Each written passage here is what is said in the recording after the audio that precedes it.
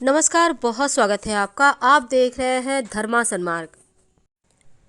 मकर संक्रांति हिंदुओं का प्रमुख पर्व है क्योंकि इस दिन सूर्य उत्तरायण होते हैं और मकर राशि में प्रवेश करते हैं। और इस बार मकर संक्रांति का पर्व 14 जनवरी को मनाया जाएगा।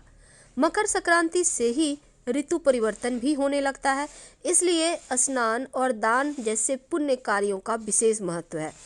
चूँकि मकर संक्रांति का पर्व अलग अलग शहरों में अलग अलग नाम से मनाया जाता है और मान्यता है कि इस दिन दान करने से बाकी दिनों के मुकाबले कई गुना ज़्यादा फलदायी होता है। तो इस दिन सूर्य अपने पुत्र शनिदेव से मिलते हैं और शुक्र का उदय भी मकर संक्रांति पर ही होता है और इसी वजह से मकर संक्रांति से सभी कार्य शुरू हो जाते हैं। मकर संक्रांति से ही ऋतु में परिवर्तन होने लगता है और शरद ऋतु क्षीण होने लगती है। तो मकर संक्रांति की तारीख को लेकर थोड़ा कंफ्यूजन है, चलिए जानते हैं। देखिए, 14 जनवरी पुण्यकाल मुहूर्त 2:12 से शाम 5:45 तक का है और महापुण्यकाल मुहूर्त 2:12 से 2:36 तक का है, यानी कुल अवधि 24 मिनट का। क्या दान करें? देखिए, वैसे तो कहीं कहीं उत्तरायण भी इस पर्व को कहा जाता है, मकर संक्रांति को, और इस दिन गंगा स्नान करना, व्रत कथा दान करना, भगवान सूर्य की उपासना करने का विशेष महत्व है और इस दिन किया गया दान अक्षय पुण्य फलदायी होता है। वैसे शनिदेव के निमित्त प्रकाश का दान भी किया जाता है। तिल और गुड़ से बनी मिठाई का बांटना, दान करना आम चीज़ों में एक है। पतंग भी इस दिन उड़ाया जाता है और वैसे एक पौराणिक कथा है कि मकर संक्रांति के दिन सूर्य देव अपने पुत्र शनिदेव के घर जाते हैं। अब चूंकि शनि मकर और कुंभ राशि का स्वामी है, तो पिता पुत्र के अनोखे मिलन से भी जुड़ा ये पर्व है। एक कथा के अनुसार असुरों पर भगवान विष्णु की विजय के तौर पर भी मकर संक्रांति मनाई जाती है, क्योंकि बताया जाता है कि मकर संक्रांति के दिन भगवान विष्णु ने पृथ्वी लोक पर असुरों का संहार कर उनके सिरों को काटकर मंदरा पर्वत पर गाड़ दिया था और तभी से भगवान विष्णु की इस जीत को मकर संक्रांति के पर्व के तौर पर मनाया जाने लगा। इस दिन कुछ विशेष वस्तुओं का दान किया जाता है। खासकर ऐसी 14 वस्तुएं हैं जिनका दान करने से अक्षय पुण्य की प्राप्ति होती है।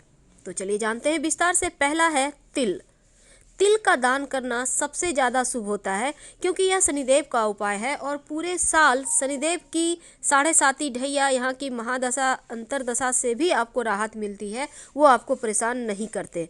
गुड़ का दान करना अति शुभ है क्योंकि ये सूर्य का उपाय है, तो सूर्य से संबंध रखता है गुड़। इसका दान करने से आपका सूर्य बेहतर होता है। खिचड़ी का दान करना इस दिन सबसे ज़्यादा शुभ माना जाता है, तो इस दिन आप खिचड़ी का भी दान कर सकते हैं। कंबल, एक बात और याद रखिएगा, खिचड़ी जो बनाइएगा उसमें काली उड़द जरूर डालिएगा। कंबल का दान करना शुभ होता है, ये राहु और शनि का उपाय है। घी का दान करने से करियर में सफलता मिलती है और मोक्ष की प्राप्ति होती है, यह शुक्र का उपाय है। गाय को हरा चारा जरूर खिलाइए, यह बुध और शुक्र दोनों का ही बेहतर करने का उपाय है। तेल का दान करना इस दिन बहुत ज़्यादा शुभ माना जाता है क्योंकि तेल का दान करने से आपका शनि पूरे साल बेहतर फल देता है और इस दिन गाय के निमित्त चारा के साथ गाय भी दान करने का विधान है। अगर संभव हो तो आप गाय का दान कर सकते हैं। वैसे सीधा यानी कि किसी पुजारी को गुड़, आटा, घी, नमक, शक्कर वगैरह दे सकते हैं। रेवड़ी और नमक का नया पैकेट लाकर भी आप दान कर दें तो इससे शुक्र बेहतर होता है। अनाज, 5 तरह के अनाज को दान करने से पुण्य भी प्राप्त होता है और हर ग्रह की जो अनुकूलता है वो प्राप्त होती है। नए वस्त्र, आप जरूरतमंद गरीब लोगों को नए वस्त्र या ऊनी कंबल वगैरह दान कर सकते हैं। एक खास बात, देखिए, मकर संक्रांति के दिन तिल के तेल की मालिश जरूर करना चाहिए और मकर संक्रांति के दिन तिल का उपटन लगाकर नहाते हैं तो शरीर कांतिमान बनता है और व्यक्तित्व में निखार आता है। अगर आप पवित्र नदी सरोवर में स्नान करते हैं, ये सबसे ज़्यादा शुभ माना जाता है। अगर पवित्र नदी सरोवर में नहाना संभव ना हो तो घर में ही नहाने के पानी में गंगा जल डालकर स्नान करें। सुख, सौभाग्य और श्री की प्राप्ति के लिए पूजा के बाद तिल से हवन कर सकते हैं और इस दिन तिल से बने खाद्य पदार्थ का सेवन जरूर करें। लेकिन कुछ ऐसे दान हैं जो भूलकर भी आपको इस दिन नहीं लेना चाहिए किसी से भी, और वो है, चूंकि इस दिन काला तिल दान करने का विधान है, खाने का भी विधान है, लेकिन भूल कर भी किसी का तिल मत खाएं और ना ही किसी का दिया हुआ तिल ले। जैसे कि तिलकुट वगैरह लोग देना लेना करते हैं इस दिन, पर अगर किसी का लेते हैं तो आप कुछ उसके बदले में गिफ्ट दे दे या कुछ पैसे दे दे, क्योंकि कहा जाता है कि तिल एक ऐसी वस्तु है जो तिल तिल करके उतारना पड़ता है, यानी ये कर्ज बहुत लंबा चलता है, इसलिए ऐसा कर्ज मत लें। तिल का मतलब होता है कर्ज, तो जरा समझ। एक और बात, जब आप दान कीजिएगा तो प्लास्टिक के बर्तन या किसी भी तरह के सामान मत दान कीजिएगा।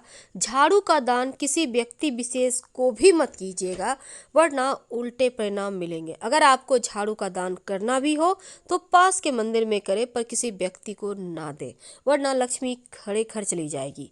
और दूसरी बात, बासी भोजन भी दान ना करें, जब भी करें ताज़ा भोजन ही करें दान, और पकाया हुआ अन्न का दान का खास महत्व है। धन्यवाद, हम फिर मिलेंगे।